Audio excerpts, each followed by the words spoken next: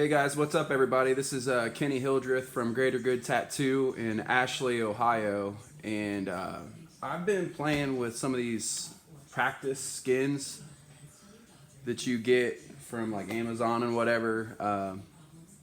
And I've always looked on YouTube and stuff and tried to figure out different ways to apply the stencil stuff, your own stencil application. You know, I've tried all kinds of things from deodorant to, you name it. But as you can see, this is a portrait, so it's like, I need my stencil to stay. So it's been a journey, and I thought I would share something that I've discovered over the last like month after failure and attempt after attempt trying different shit. All the way from like authentic pigskin to different stuff. Because, you know what I mean, I'm just trying to get more of my work and my style out there as I progress in my career. Well, anyway, let's move on. These are a brand called yeulong from Amazon, and they're pretty good. Like, I'm getting ready to try the Real Skin brand that is over in the UK. Hopefully they're cool. They're a little bit more expensive, so the quality should be better. So sorry for the weird angle, but all right, so let's move into this. These aren't a 3mm thickness. These are the thinner ones, but I haven't really went through much on any of them. Maybe here or there, but I don't really care. They're cheap enough to where I can do one layer on one side. I'm cool with it. But my problem was I was losing the stencil. Well, then I tried this over here. So this is your little hint right here. This is the thing that's doing all the work now for me. So I can keep my stencil on and fucking rub the hell out of it and not ever have to worry about it coming off until I'm ready. And I will like give you some details here in a moment on how to get it off when it's all said and done. All right, guys, so let's move on, shall we? So first off, I've got Teflon paper right here.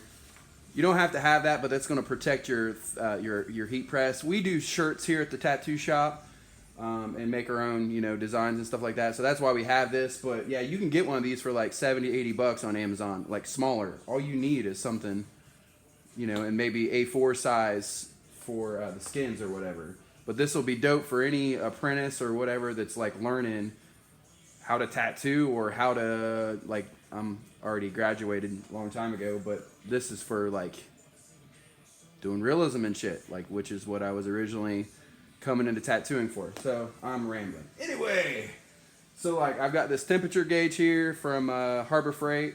I don't know how much it was. Sorry. But these fucking things here, they're not accurate. The temperature gauges, I don't know if you can see that, but it says 151 right now for 60 seconds. And if we use the temperature gauge, it actually says 298. So hopefully y'all got that. But yeah, I've been doing this little process around 300 degrees for 60 seconds. So yeah, let's move on. So I've got a couple designs here today, and I've got one of them already ready. Now, I haven't cleaned this or anything. It's just straight out of the package. Here's a new one. So straight out of the package. I'm not cleaning with alcohol. You know how we do on stencils and stuff on human skin. We're cleaning that bitch and getting it all ready and stuff. Let me get that in focus. But yeah, you don't have to worry about any of that. In fact, if you clean it really well, you'll work really hard to get the stencil off. I promise you. You can fucking abuse that. When I was first learning this, I had to use a scratch pad, and I was trying to get it off. We don't have to do none of that. What I'm going to show you is really cool. It's already kind of information that's out there currently with fake skins and shit like that, but like now I'm applying it to this method, which hopefully it'll get back to the tattoo community, and we'll do some dope shit, and y'all will come up with some cooler ideas than what I come up with. But I think that this could be used in different applications. Like there's that Cricut press-on one. I think it'd be heavy enough. But the cool thing about these stencils is they're fucking... Okay, so let's back up. With the stencil stuff and all those applicators, you run the risk of like a blurred stencil. You have to wait forever for it to dry. It smears. So we all hate that, right? Well, dude, this is instant. I could tattoo on this within 5 or 10 minutes, actually instantaneously, let it cool just a few. But my stencil is going to be crisp as fuck, dude. It doesn't jump, it doesn't move, it doesn't double print, it doesn't ghost, any of that bullshit that you see on reviews. So, and I think that you can use this on other types of brands of skins too. So Anyway, 300 degrees, 60 seconds. Teflon paper on the bottom. Here we are. Pulling on my shirt, trying to fix this shit. So, yeah, it's just like how you would apply it to a fucking human being. But right now the stencil isn't open, so we don't have to worry about it. But you can get like temperature resistant tape or whatever and tape it down if you want to. But I probably should do that, but I'm not going to on this one. So yeah, and then I've got another sheet here. Put it on, and that usually is going to hold it down. But what you can do is hold a finger right here like this and like peek and make sure it's still set the way you want. I think it's pretty good for me. So now you simply, now this is the first time doing this on this fucking massage table, but press it down and it starts the timer. I mean, I know this is a fucked up video, whatever. Maybe I'll do another one in the future, but like, it's counting down right now. 50, 49, dicks, whatever, 46 dicks. Yeah, so it's counting down. Now it's doing its thing and it's transferring. So yeah, while that's doing its thing, we got 35 seconds. But yeah, this is one that, like, I did a first pass on with the stencil on, and then you actually used bleach, which is what we're going to get into here in a moment. I'll walk you through the process. I don't have bleach with me right now, but whatever. But I bleached the stencil off, and then I'll do a second pass on it. Now here's one that has the first pass. And you can't see the stencil. Let me see if I can find it. There's a little bit of stenciling up here still, but it's so minimal. But one more bleach job and that'll come off. But, okay, here we go, guys. So now we take our Teflon layer off. And this did move, so I would advise that we go ahead and tape it down. But as you can see, dude, whoo, bitch is hot. Even though it did jump, let me find the fucking camera. That bitch is not blurry at all. It's in there. As soon as this fucker cools down. Now, if I touch this, it's probably going to smear just like, a hot Thermofax, 3M scenario would. But yeah, dude, you can do A4, you can do whatever size. If you have a big enough press, you can do it. So yeah, I mean, I would represent getting that temperature resistant tape and taping it down. That's what we do with the shirt shit anyway, if you follow along with that genre at all. But yeah, so let's talk about, say we still have the stencil on, right? And we did our thing, right? We got our rough in and we want to really render it. So let me get that back in the frame. Let me make sure this is ready to go.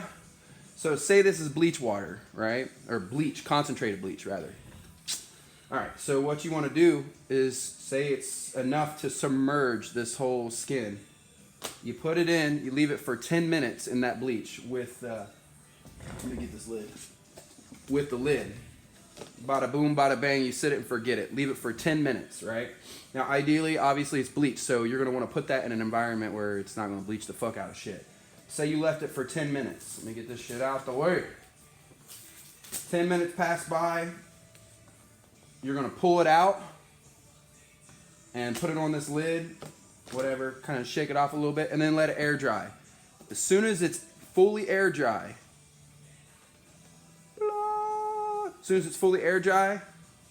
you take it and you do it again. Let it soak for 10 minutes, right? And then dribble it out. And when I say air dry, I mean like literally like really dry. But what's happening is you got the bleach. It's in there doing shit. Study about what bleach does. I'm not going to go into details, but it needs to oxidize. So you might, like when I was first troubleshooting this shit, I left it soak in here for like a full day and it wasn't really doing much after the second one. It would knock it back a lot. But what I was doing is I was sealing it up because I didn't want the tattoo shop to fucking smell like bleach and shit. But what happened was it was never oxidizing. So I would pull that fucker out after I learned some shit. I pulled it out and I started putting it on the lid because somebody said you had to oxidize it, and that's what we'll know already, kind of common knowledge in the stencil tattoo kind of practice skin community, whatever you want to call it. But yeah, dude, it worked. But other than that, I was like, fuck, this process sucks because like now it's too permanent and so like I was freaking out. But yeah, come to find out, like all I need to do is this, and maybe up to like four process